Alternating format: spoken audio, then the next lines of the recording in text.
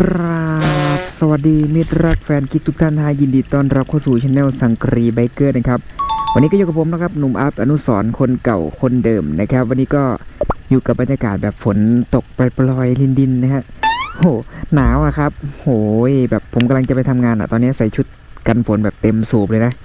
ใส่ทั้งเสื้อแล้วก็ใส่ทั้งกางเกงนะครับ wow. วันนี้ก็เดี๋ยวผมจะไปทำงานนะครับ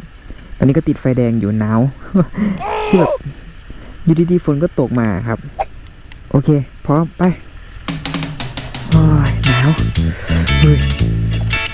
โอเคใจเย็นนะพี่เบิ้มใจเย็นรถพ่วงข้างผมไปก่อนเด้อผมไปก่อนเด้อ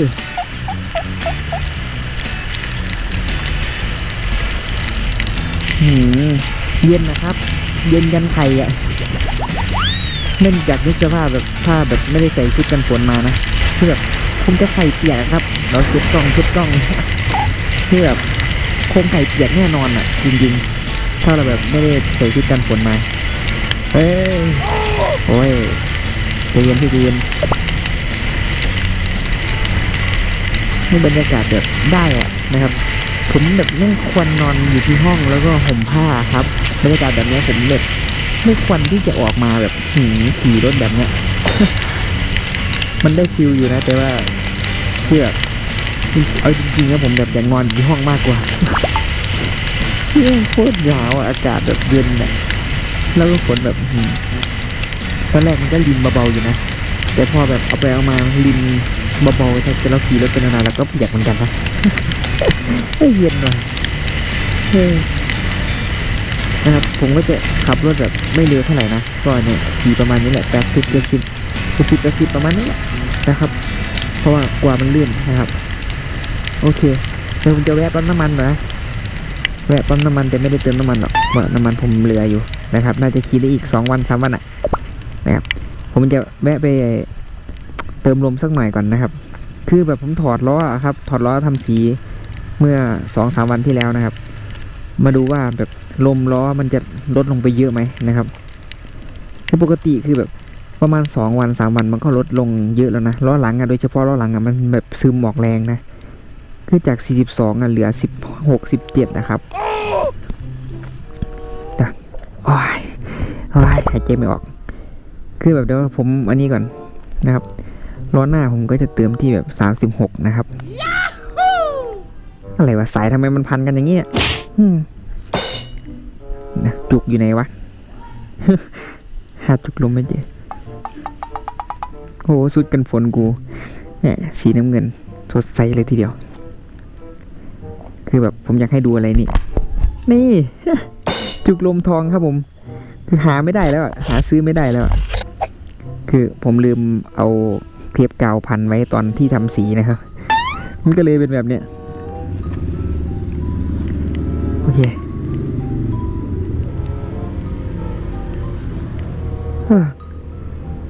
โอเคสีล้อผมสวยไหม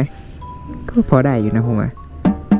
คือแบบมันก็ไม่ได้สีทองอลามอะไรมากมายนะคือแบบมันก็พอมันเห็นว่าเป็นสีทอง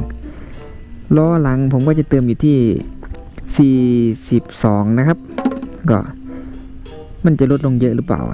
ก็มาดูกัน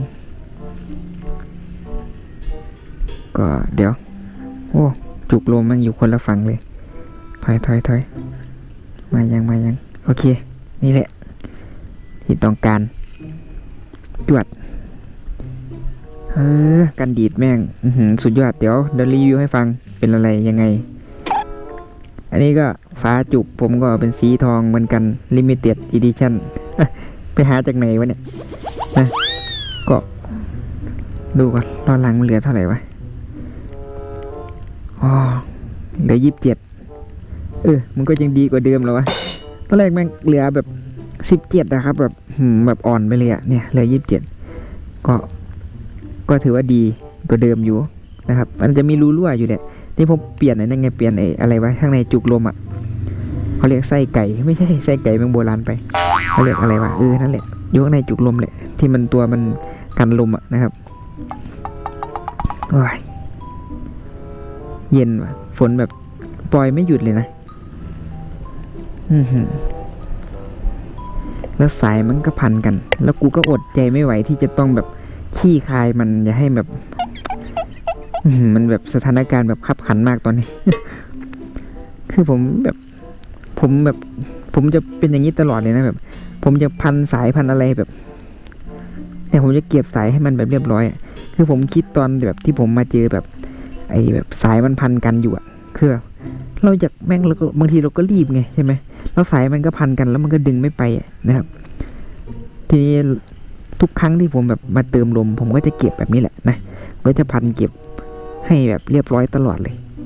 มันติดนิสัยแล้วอะแบบมันคงจะแก้ไม่ได้เลยผมก็ต้องแบบพันเก็บอย่างนี้ตลอดเลยนะก็ให้แบบคนที่มาใช้แบบต่อจากเราอะนะครับให้เขาแบบหยิบได้สะดวกนะครับ wow. ไม่ต้องกลัวเปื้อนครับที่นี่ก็มีก๊อกล้างมือนะครับก็ล้างไปเลยนะครับมึงยืนล้างทั้งวันก็ได้อะมือ ก็แต่ผมจะมารีวิวให้ฟังนี่กันดีดรุ่น Limited Edition นะครับวันนี้นะครับทีวีเดลิทขอเสนอกันดีดรุ่น Limited Edition ความยาวประมาณ2คืบนะครับความกว้างประมาณ1คืบแล้วก็วัดให้มันตรงแบบป้ายทะเบียนเรานะครับให้มันพอดีกันนะครับมันก็จะสอดรับเข้าไปในรูในหลืบตรงนี้นะเนี่ยตรงหลืบตรงนี้มันก็จะแบบแหง่เข้าไปได้แบบพอดีเป๊ะนะครับก็จะยัดเข้าไปเลยนะก็เล็งให้มันตรงๆครับก็พยายามระมัดระวังนะครับแล้วมันจะบาดนิ้วคุณเลียดซะเลยนะก็ระมัดระวังเนี่ยเราเสียบเข้าไปมันก็จะเข้าไปตรงร่องพอดีมันก็จะแบบพอดีเป๊ะแล้วก็กันดีดไม่ว่าฝนจะตกหรือน้ำจะท่วมคุณก็จะสามารถแบบกันดีดไม่ให้น้ำกระเด็นเข้ามาที่หูดังของคุณหรือว่าข้ามหัวคุณไปหย่วยไปตรงไฟหน้ารถคุณได้นะครับก็ถ้าเราไม่มีเมียอยู่ตรงนี่ปุ๊บโอ้โหแบบไม่มีขี้ดินเลยนะถ้าเราไม่มีเมียซ้อนท้ายเราก็ควรจะแบบจะทำกันดีดแบบผมติดรถไว้นะกันดีดรุ่นนี้เป็นรุ่น Limited Edition นะครับเหมาะสำหรับรถที่ใส่ท้ายเดิมนะไอ้พวกหางด้วนหรือว่าท้ายด้วนนี้ก็อาจจะใช้ได้อยู่นะแต่ว่าต้องหาอะไรมาหนีบเป็นต้นว่าไอ้กิ๊บหนีบอะไรก็ได้นะก็หลังจากที่ผมเสียเวลาอยู่นานเติบนะครับผมก็จะต้องแบบเดินทางไปทำงานต่อนะโอ้ฝนแม่งก็แบบตกดีแท้ว่ะ